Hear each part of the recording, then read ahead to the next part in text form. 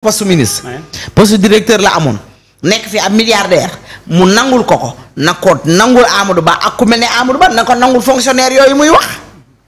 ah d'accord léegi sur le principe damaa bëgg sa technicien bi teg vidéo bi. waaw dina ko jéem a lijjanti. non na ko teg. waaw mais dina ko lijjanti nag. pour mu leer ñu xam ne li ñu wax am na fu ñu ko teg mais soxna Lalla doo ñu imposé nag dañuy teg nag léegi li ma la bëggoon laaj mooy. non dama bëgg rek mu leer Sénégalais xam wax jooju.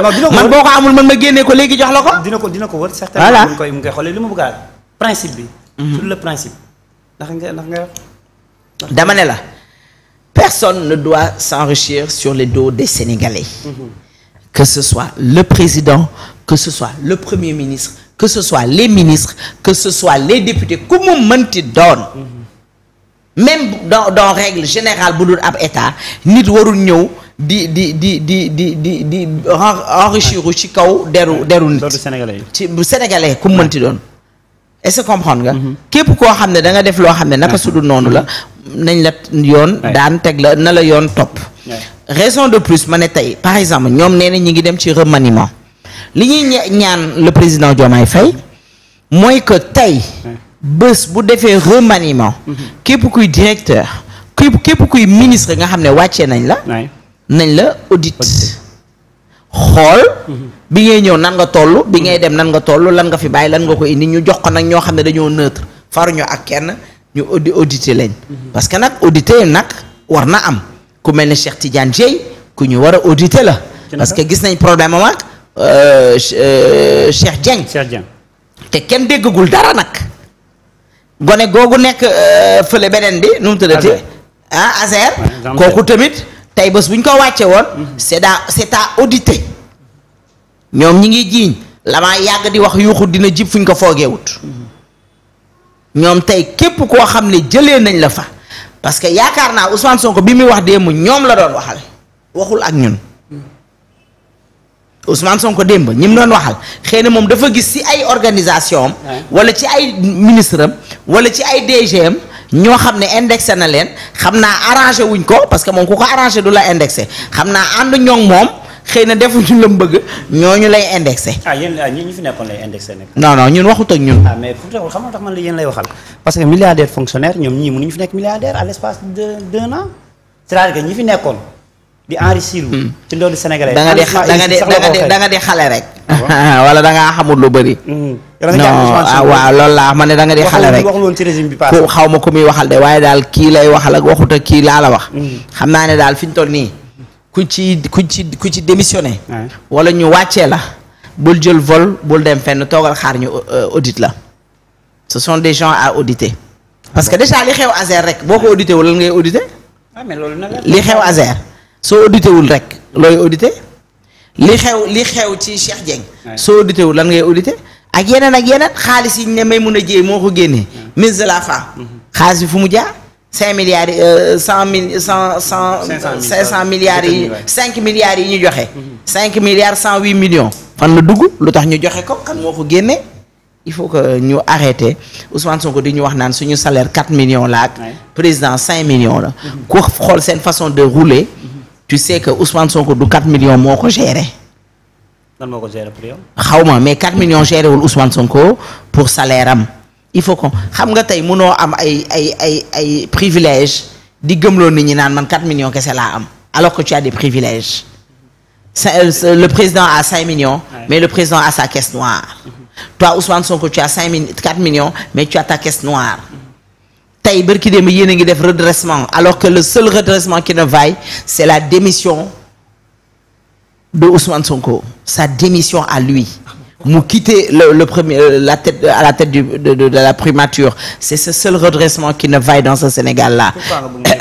il parle de redressement de serrer la ceinture di ñu wane lépp loo xam ne ñu ngi koy récolter ci impôt li nga xam ne Sénégal yëpp a ngi koy dajale fu ñu koy yemale mooy ci salaire ak ci fay bor maanaam kon sóoraale wu la yow Sénégalais bi sóoraale wu ma man sóoraale wu fonctionnement ba pare boole ko ci fonctionnement wu état léegi nag ñoom anañu fa la ñuy def seen salaire yi salaire 4 millions bu mu ko xeeb na ko bàyyi terew dina continuer di dund ay 10 may millions ma may ma rek ma ñëw salaire 4 millions la am ba tey na ko wàññi est-ce que les portefeuilles des ministres là est-ce que wàññi nañ ko les salaires seen salaire u ministres yi est-ce que wàññi nañ ko les DG sont plus payés que les ministres est-ce que wàññi nañ les salaires des DG may ma s'il te plaît dénoncer arrêtons bërki démb ba Falilou Keita génne ne sama salaire eggul 7 millions moins de 7 millions la est-ce que ba pare nag ne du ma ko wàññi lu tax Ousmane Sonko boobu tegul sanction tu es le chef de gouvernement un de tes soldats se permet de sortir pour dire que lii laa am salaire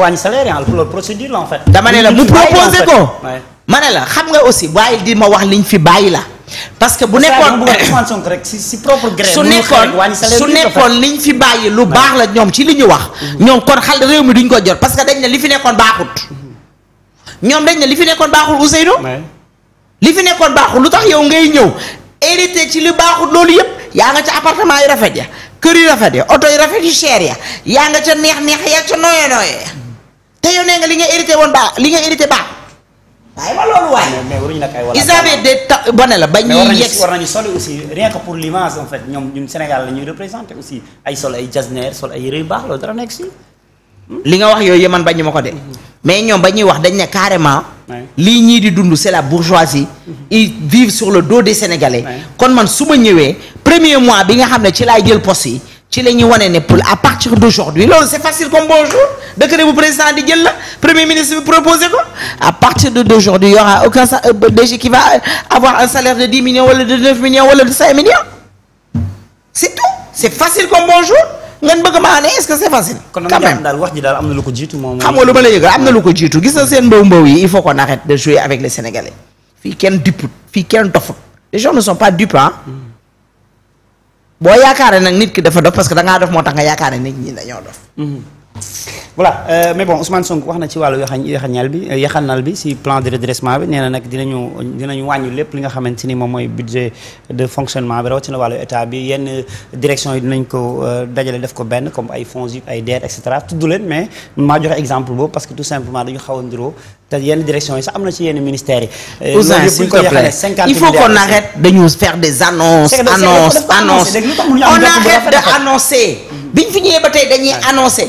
bu ñu nekkul di constater ak ñun toog di constater comme ni ñu doon constater ak ci opposant bi ñu nekkee opposition ils reviennent encore une fois ils sont au pouvoir et ils continuent à constater ak ñun on peut pas vivre dans le constat on peut pas avoir un gouvernement qui est en train de constater avec les Sénégalais quand même on veut des actes des pratiques ay jëf la ñu bëgg soxlawuñu chaque fois que y a Ousmane Sonko qui vient qui dire on a constaté ça non voilà nana il arrête de dire dañuy non na def bon Dieu nañu def tey bu defee ba pare génn nit Sénégalais ñoo ko koy waxal c'est pas du nekk moom mooy toog di ko wax Sénégalais ñooy toog ne ko on a vu que def ngeen lii wala kuy tey boo toogee plateau on te demande tu dis que effectivement on a vu que ce gars-là il a respecté ses dires wala kii wàññi na mais wàññi woo nga bëgg ñoo reyat dinañ def lii dinañ def laa dinañ def lii dinañ def laa au moment où tu dis que ay influenceuses yi nga xam ne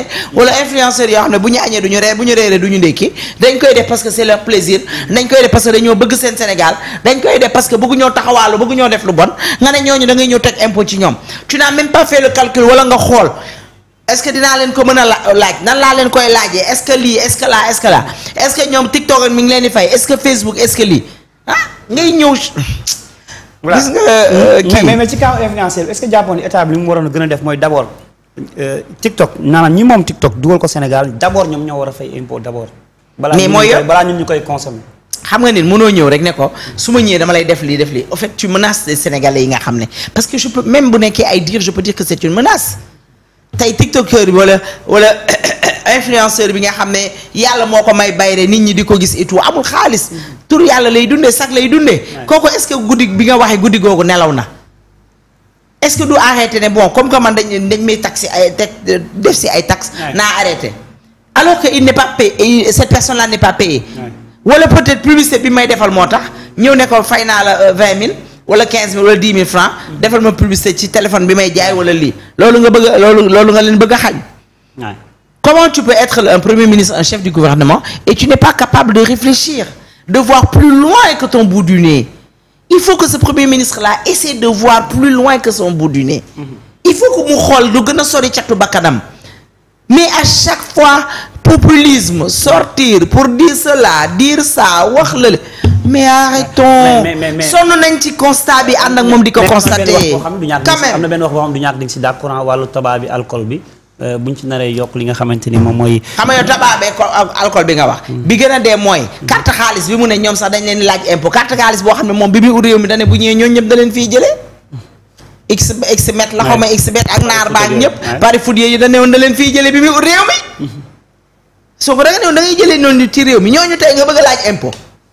ñooñu di yàq suñuy doom di yàq suñuy sët di yàq suñuy jëkkër carte xaalis bi wulee ñaay ci Sénégal yow mi ne woon na nga ko fi jëlee yow ba ma la xamee ba tey depuis 2018 2019 da nga ne bés boo jëlee réew mi da nga leen fi jëlee tey ñooñu nga bëgg a laaj impôt. annoncé ak jëlee leen fi est-ce que yombe na. dama ne la moom ba mu ñoom ba ñuy ut réew mi ils étaient Dieu père sur terre. ñoom dañ ne woon mën nañ lépp ñi fi nekkoon mënuñu carte xaalis bi day yàq suñu doom yi dañ leen fiy jëlee tey ñooñu tey la Ousmane Sonko war a taxaw ne ñooñu ngay laaj impôt. on est mal barré quoi. ñooñu ñu war leen fee jëlee. carte xaalis bi ñu war fee jëlee. yow tu es pour ñu jëlee mais bien sûr xaalis boo may sa doom mu carte ci ko xaalis match bu am naar ba lekk suñu million doom yi. xale yi ndaway dugg ci naar bi. nga foog ne loolu neex na ci xol. sedd na xol nga foog. te démb sax maa ngi dégg Alioune Sall di ko wax ci RTS nee na ñi nga xam ne dañuy gagné si naar bi sax état bi dina am lu mu tibb si ñoom. c'est-à-dire que benn xale bu gañoon benn 20 millions sax dina am lu loo xam ne état bi moo koy moom. démb maa ngi ko gis mu koy wax RTS ba vidéo bi c'est très viral en fait. moom mu yor wàllu. kuy Alioune Sall. mu yor wàllu. ka jógee France ñu jox ko fekk ki leen doon xeex kii xeex média yi. waaw ndax fu mu la nga ne day xeex média yi. lu tax nga mais quand même lu wax la day xeex média yi. loolu la ñu gis di ñëw di defanteeg média yi te tegoo ko fenn. sans préavis sans rien. lii daal ñu ngi noonu daal mais franchement naar bi nga xam ne da nga ne boo jëlee réew mi da nga ko fiy jëlee. xbet waaye xbet la ma fa ne seen waay la ñoom. nu mu nekkee seen waay. du ki Mohamed Dieng moo ko moom wala du moom. wala du kooku la dafa nekkoon directeur bi rek xbet Sénégal. ah mooy directeur bi. nekkoon ko. c'est pas ah moo doon. waaw moo ko nekkoon. ok moo jàppalu Tayrou kii. Lat Diop. moo ne Lat Diop da ko doon jéem a corrompre te moom ma ngay doxi soxlaam la tax nga ca biir kaso ba. Sénégal neex na. d'accord. yaa ngi may ree sax yaa ngi may reeloo sax bu maar. non mon Sénégal est doux. alors bon bu ñu